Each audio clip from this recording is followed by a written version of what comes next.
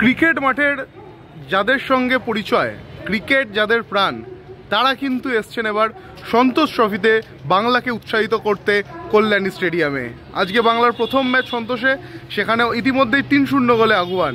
ম্যাচের মাঝখানেই আমরা পেয়ে গিয়েছিলাম সিএবির প্রাক্তন যুগ্ম সচিব বিশ্বরূপ দে, সুবীর গাঙ্গুলি, বাবলুদা এবং নবরতন ঝাওয়ার। প্রথমেই আসবো বিশ্বরূপদার কাছে। বিশ্বরূপদা, বাংলা দল দীর্ঘদিন ধরেই সন্তোষে সেভাবে পারফর্ম করতে পারছিল না, 3 বছর কোয়ালিফাই করতে পারেনি, এবারে কতটা আশাবাদী?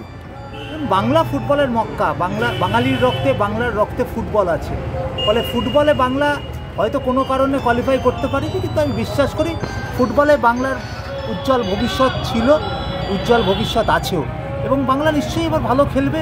এবং ঘরের মাঠে খেলা, জেলায় খেলা হচ্ছে, কল্যাণীতে আসার মূল কারণ দুটো। একটা হচ্ছে জেলার মাঠে একটা বড় আসর, জেলা ভিত্তিক এখন খেলাধুলোকে এগিয়ে নিয়ে যেতে হবে।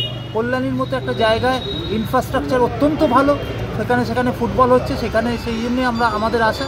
আর দ্বিতীয়ত বাংলা ভালো খেলুক, বাংলা সন্তোষ ট্রফি জিতুক, সাথে একটু উৎসাহ দিয়ে গেলাম আমাদের দিক থেকে যতটা সম্ভব।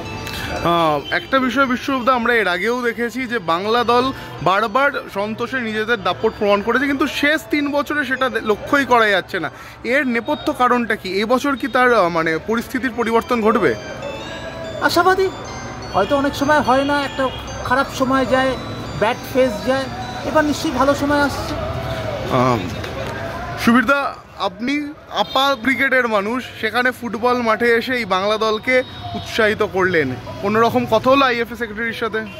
না, আমি স্পোর্টসের লোক, আমি যে কোনো খেলাধুলোই ভালোবাসি, ক্রিকেটকেও ভালোবাসি, ফুটবলকেও ভালোবাসি, আর বাঙালির তো মনের খেলা, সবচেয়ে প্রিয় খেলা হচ্ছে ফুটবল খেলা। তা আশা রাখবো এবছর বাংলা ভালো খেলবে এবং চ্যাম্পিয়ন হলে খুবই আনন্দিত হব। আমি আসবো নবরতন ঝাওয়ারজির কাছে। ঝাওয়ারজি, আপনি দীর্ঘদিন ধরে ক্রিকেটের সঙ্গে যুক্ত, আপনার ক্লাবও রয়েছে, ফার্স্ট ডিভিশন খেলে ক্রিকেট ইউনাইটেড ক্লাব। আপনি ফুটবলে এসছেন, গত বছর আইএফএর গভর্নিং বডিতে ছিলেন, এবছর ফাইন্যান্স কমিটিতে আছেন। এই বছর কতটা আশাবাদী এই বাংলা দলকে নিয়ে? আশাবাদী তো নিশ্চয়ই, কেন আজকে প্রথম ম্যাচেই আমরা 3-0 এখনও এগিয়ে রয়েছি। আশা করছি এটা 4 হয়তো হবে।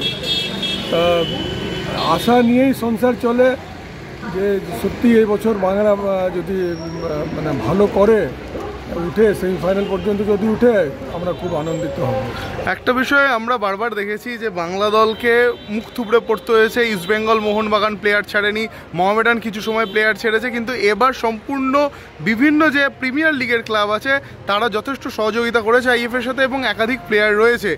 কি মনে হচ্ছে এবারে বাংলার সম্ভাবনা? সবসময় এটা আছে যে মোহনবাগান, ইস্টবেঙ্গল, মোহামেডান এখন সব মাল্টিন্যাশনাল কোম্পানির চঙ্গুলে চলে গেছে। ওরা এখন শুধু পয়সা দেখে, পয়সার কিছু নেই, কিন্তু যেটা ঐতিহ্য ফুটবলে যে বাংলাতে ছিল সেটা দিয়ে ওরা সব তুলে দিয়েছে। এখন মোহনবাগানের সামনে এটিকে লেগে গেছে, অন্য কিছু লেগে গেছে, তো এই ছিল এখন নেই, কিন্তু এগুলো ঠিক নয় ফুটবলের জন্যে, বাংলার ফুটবলের জন্য কিন্তু এগুলো ভালো নয়। ভবিষ্যৎটা বাংলার ফুটবলে এই জন্যে নষ্ট হচ্ছে। ধন্যবাদ।